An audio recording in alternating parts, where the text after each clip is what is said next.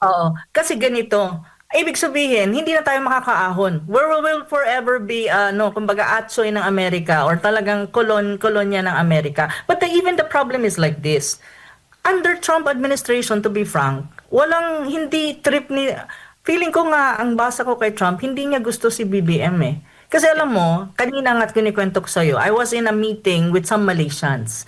At Oo. saka sa meeting na yun, napag-usapan ng geopolitics. And actually, one of the Americans, si Gregory Polling, was actually telling the Malaysian that he was actually asking Trump, nung papunta si Trump sa ASEAN Summit, Mm. yung sa Kuala Lumpur, then magkakaroon siya ng Asia tour na ilang Southeast Asian countries and then Japan and then back Correct. to APEC.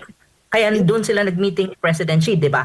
Tinatry nilang i-convince na mag-drop by sa Pilipinas just to show of force na, the Philippines is an ally of the United States. Kaya Trump is dropping by. Ayaw ni, wala.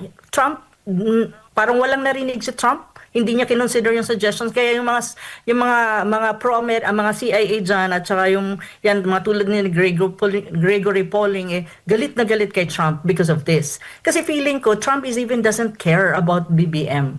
It's just that there are Yes. other political, actors and the political actors in the United States that of course still push dyan sa alliance natin with them because they're using the Philippines to whatever strategic interest na mayroon sila sa Indo-Pacific. But if you really look, Doc Lorraine, dun sa bagong national strategy na nilabas ni Trump, even Taiwan is not anymore an issue for the United States. The United States wants to have a very good relation with China, at ang sinabi nila, ang aming magko-concentrate kami na kontrolin at quote-unquote i-dominate nila ang Western Hemisphere. But they will not anymore that much interfere or magpo-focus sa Indo-Pacific region or the Asia-Pacific where China is the leading superpower. So you see, nagbabago ang landscape. Ang tanong ko sa mga Pilipino, gusto niyo pa rin ba na maging always nasa kamay ng ni Uncle Sam ang Pilipinas, or may mga politicians ka that's serving the interest of the United States and not the interest of the Philippines? Do you really want that?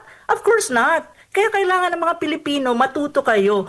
Ang pinaka-importanting critical na stage ng Philippine politics at para makita natin kung makakaalpas tayo dito sa nangyayari under BBM government is 2028 talaga. Kung matutuloy ang eleksyon, that's even the case, Doc Lorraine. Ang pinangangamba ko kung magkakaroon ng national election kasi sa dami ng ino-orchestrate nila for BBM and the rest of the Marcoses and the camp to stay in power beyond 2028 is another question.